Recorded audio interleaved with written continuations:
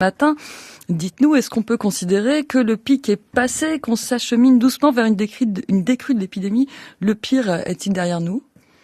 C'est encore difficile de se prononcer sur cette question parce que les chiffres sont encore très élevés, ils doivent être consolidés. Soit on a atteint le pic, soit on l'atteindra dans 1-2 semaines. C'est encore très difficile de dire à ce niveau-là. Mais une épidémie saisonnière de grippe prend toujours la même forme, une montée à partir de quoi? Fin novembre, début décembre, un pic et puis ça descend. Il n'y a pas une mécanique ondulatoire de la grippe? Ça peut arriver. Alors cette année, elle est montée relativement tôt par rapport aux années précédentes.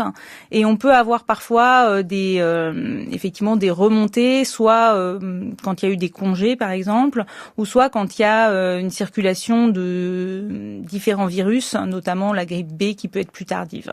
Et en ce moment, on a une circulation de différents virus, parce qu'on parle de la grippe, mais en fait, il faudrait peut-être parler des grippes. Il y a 3 types de virus qui circulent ensemble actuellement, 2 formes de grippe A, donc H1N1 et H3N2, et puis la grippe B. Ces virus ne sont pas apparus cette année, on les connaît depuis longtemps. Marianne Ramex-Welti, est-ce qu'un même virus peut se renforcer, être plus virulent d'une année sur l'autre, ou est-ce que cette phrase même ne veut rien dire pour une virologue et seule la réponse immunitaire varie plus ou moins bonne? Alors on peut pas dire que ça veut rien dire, c'est difficile de répondre. On peut toujours imaginer que des virus deviennent plus virulents. C'est rarement observé. En général, on a quand même quelque chose de relativement constant une fois que le virus est bien adapté à la population humaine, ce qui est le cas de ces 3 virus qui circulent depuis quand même longtemps chez l'homme maintenant.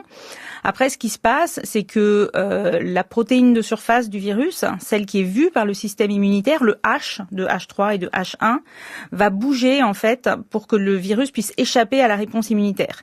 Et en fonction de la distance finalement à laquelle la distance avec le virus de l'année précédente, le virus sera plus ou moins bien reconnu par la population et c'est comme ça en fait qu'il va continuer à se diffuser et qui peut, s'il est assez éloigné, infecter plus de gens qu'habituellement. Donc il n'est pas plus ou moins dangereux en lui-même, mais il est plus ou moins différent de la réponse immunitaire et donc il est plus ou moins dangereux après pour l'homme en fait. Exactement, il est plus ou moins capable d'infecter une portion large de la population.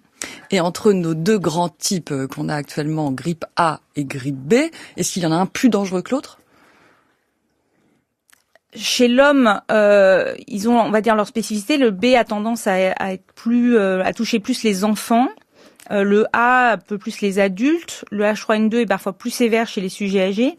Mais globalement, ils sont à peu près aussi dangereux comme ça pour l'homme.